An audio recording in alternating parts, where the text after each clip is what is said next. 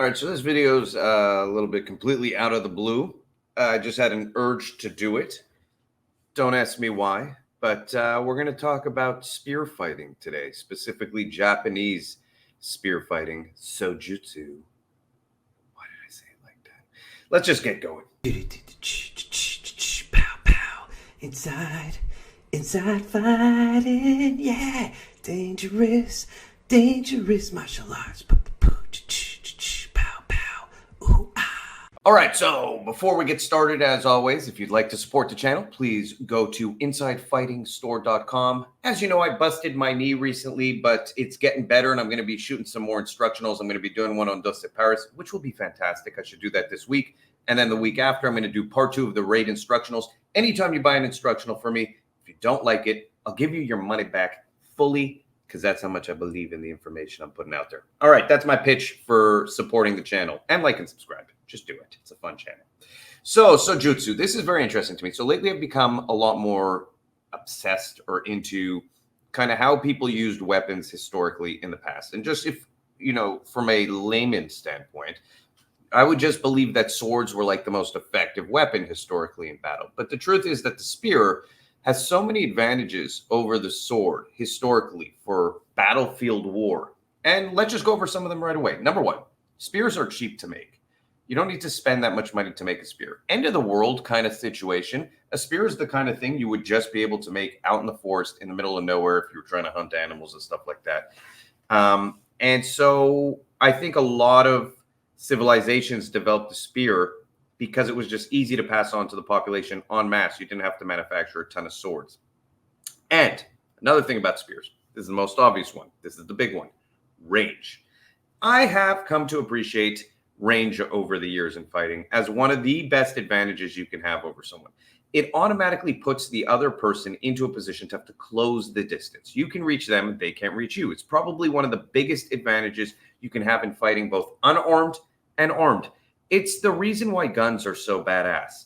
Because if you were to think of a gun up close versus a knife or a sword, it's not necessarily that great. But what you have with a gun is range. It's not like a gun is going to do more damage to you than someone taking a broadsword and cutting off your head.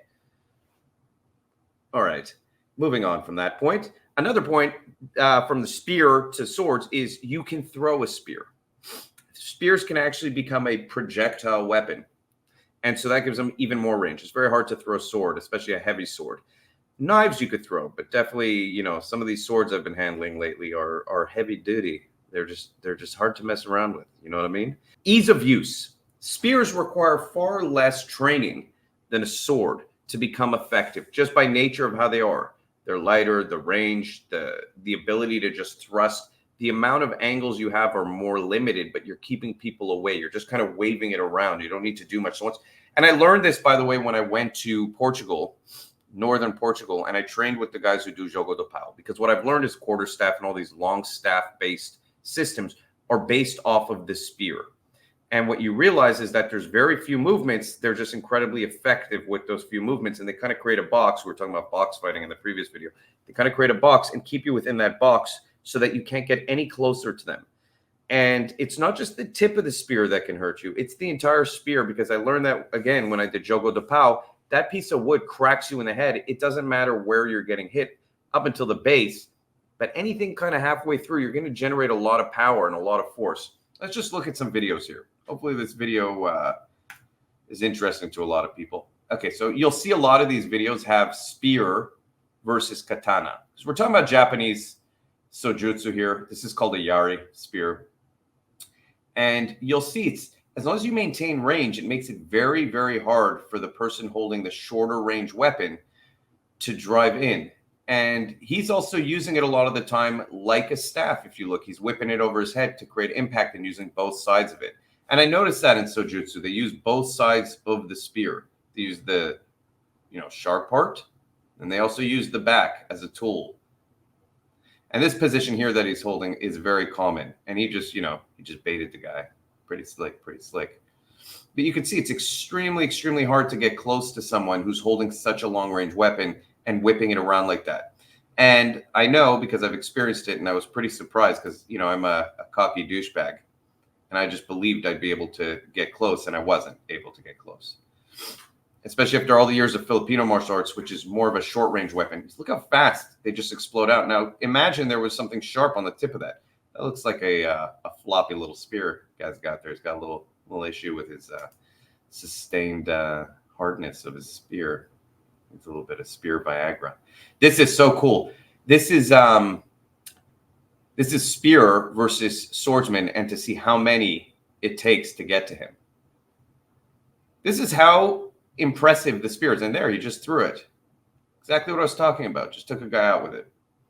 Now, keep in mind, in battle, your life is forfeit. So if you take out two guys by hitting them with the spear and another guy's running at you and you feel like you're getting overwhelmed and you throw the spear and kill a third person, you've killed 3 people. You're 1 life. I mean, you've done an effective job at protecting your village or your country, whatever that thing may be.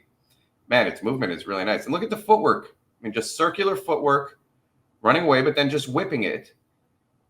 And, you know, I love that they're doing this with multiple opponents. By the way, all these videos are going to be linked below.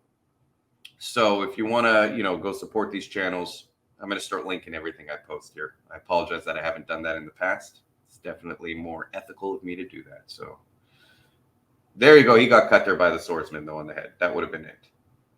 But look, so these swords are not short either. That's the crazy thing. I mean, and still they can't get close to him. That range makes such a difference. What he's very, very effective at doing, which, by the way, you look at this type of drilling will make you better at self-defense. I don't care if you're like, when am I ever going to have a spear on me? You won't have a spear on you, but what you will learn here is effective footwork and range control. I've learned this because when I use long-range weapons, I have to become far more sensitive to maintaining range and controlling range, which is a great skill to develop. This will translate into empty hand. I think it's why Bruce Lee liked fencing so much, because if you look at fencing, it's all range and footwork. And again, that was just really, really beautiful to see. I don't know where they're going into now, but look, 3-on-1. 3-on-1, and you can attack the legs, you can go low, you can go high, and he's just kind of placing it as a barrier between them, and it just has to pop up at any time. Anyway, really beautiful demonstration of just how effective the spear is and how circular footwork against multiple opponents, forget the spear for a second, and range control are such an effective tool. And this is just something that people don't drill empty hand, but it's worth drilling. Just get 3 guys coming at you and try and keep the distance and control. Beautiful work again. Now, just on a, let me turn the volume down here. Just on a visual note, I find that Sojutsu is a very beautiful martial art. I find in my research, there's a lot of ninjutsu guys who train with the spear. But the motions in Japanese martial arts, just in my experience, you know, you look at karate, you look at most traditional Japanese martial arts, what they have is an attention hypersensitivity to, and here's some more sparring in the background, hypersensitivity to corrective movement, meaning if your foot's like a millimeter off, they correct it. If your hand, when you're punching, is a millimeter off, they correct it. It's rigid in a sense, but it develops a certain type of structure that is consistent across most students. And that's something I really like about Japanese martial arts. It's also something I struggle with because I'm a very like free-flowing fighter, and I believe my body, kind of just how it's developed and how it is, I will find ways to be more effective over time and break that foundational structure to make it work for me. And I think every fighter has to get to a point where they do that. But I do think starting off with something like karate, you even see it in Sojutsu. Look at this is nice here. This next one, they do a nice little takedown.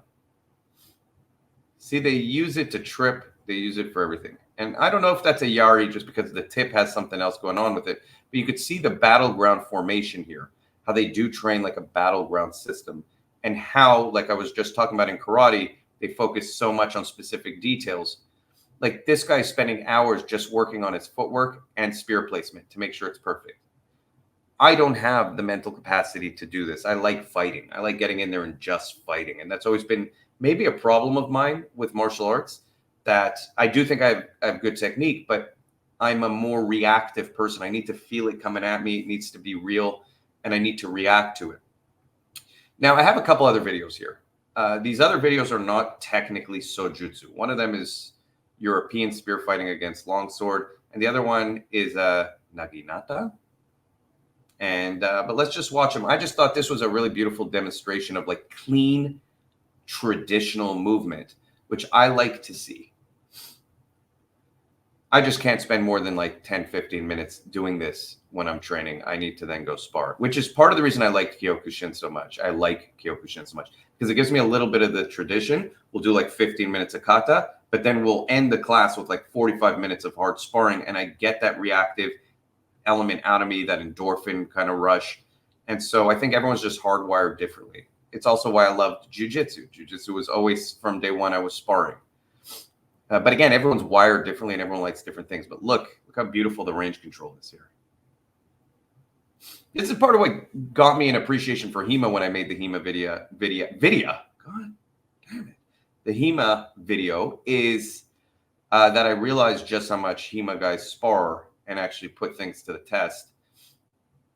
He got cut there, but he killed the guy too. So you can see how hard it is to get close. You're kind of like a wall. Now imagine 500 people walling off like this with spears, just how effective that would be in battle compared to having swords. It's like a wall of spikes that you have to get through that are moving and conscious and coming after you. And if you move forward as a unit, incredibly effective tool in old school warfare before guns. And end of the world tool. Remember this. The world ends and you're remembering this video. Say, you know what? I'm gonna make a spear out of something. It'll just be good to have. Here's the naginata. It's still essentially a spear, if we're being honest. So it's a long stick with a blade on the tip. So we can forgive that. But you could see it's just very hard. This guy's actually trying to get close, at least with the katana. He's actually really trying to get close. But you can see how hard it is. Now they do stop on contact. I do think if the katana guy there continued striking him, if his ribs were cut open and he died later, again, he would have been able to take the guy out. And that's just an interesting thing, an observation about real warfare is, again, your life is forfeit. You can sacrifice yourself. So when people train touch combat, like, oh, I touched you. Yeah, but it's the guy having an adrenaline rush right before he dies and continuing to come at you. I see that mistake a lot with knife fighting. You see guys like touch with the knife when they're sparring and they're like, got you. And I'm like, well, you know what? That guy is still going to potentially fight for his life and just continue to rush forward and stab you. Even when people get shot, they continue to run forward and stab. And so footwork is so important. You can't have the expectation that your enemy or the aggressor is just going to stop because you touch them. Again, it's also a mistake in striking that people make. But again, beautiful demonstration, unique martial art. I have a huge appreciation for the spear or long staff ever since I trained Jogo de Pau. It changed the way I see weapons very much. I still love bladed weapons like knives because I think they're more practical. It's something I carry on me all the time as a knife. But doesn't mean I don't appreciate these other systems and their historical value. Like I always say, there's a difference between self-defense, combat sports, and martial arts. And then there's even another difference between historical battlefield martial arts. That's kind of its own category, which is what Sojutsu and spear fighting would actually be. But I think it would develop a lot of functional skills as a supplementation and a fun thing to do for empty hand fighting and even for knife fighting. So that's the video for today. Like and subscribe. I hope I introduced you to some cool footage here and that it was enjoyable.